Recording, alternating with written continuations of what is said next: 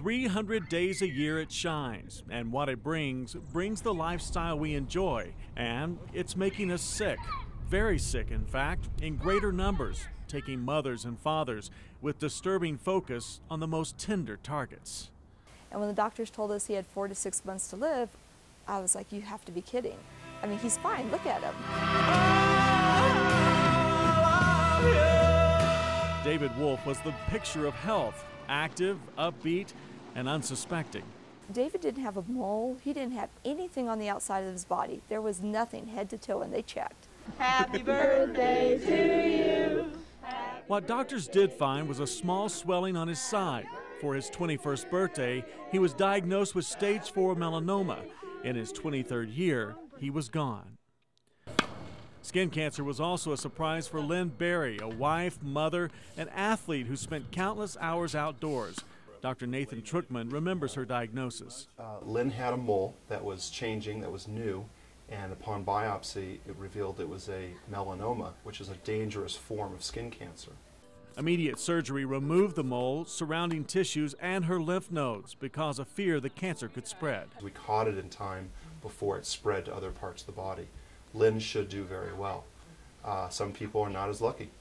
Despite the anxiety and painful surgery, Lynn considers herself blessed. She knows the outcome could have been much different. Just some little inside voice kept saying, you just better go and just check it out. So I went, and it was just a small little mole on my leg. Turned out it was melanoma. If you think it can't happen to you, the numbers tell a different story. An estimated 1 in every 2 Caucasian Americans will develop skin cancer. 1 in 2. If you're a woman in Colorado, your risk increases nearly 50% more than that, men nearly 40%. And if that isn't alarming enough, at an even 20% greater risk if you live in El Paso, Teller, and Douglas counties.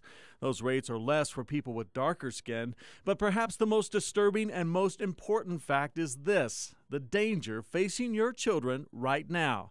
Up to 80% of the cancer-causing skin damage happens before they reach the age of 18. If seeing is believing, then prepare to believe. This is a Woods lamp. It uses ultraviolet light to detect skin damage, not visible to the naked eye. This 16-year-old is one of several student volunteers. Once under the lamp, the unseen story becomes clear. Apparent skin damage, and not an isolated case. This 17-year-old girl had this to see under the lamp. But it's not just older teens. This youngster is 8 years old. Turn your head all the way to the right. And this boy is 7.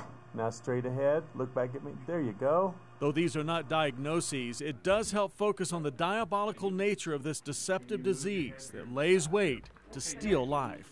So when we see an elderly patient that has a skin cancer, it's not what they were doing last week or last month. It's when they were just a child. A child needing protection today so they don't pay later in life.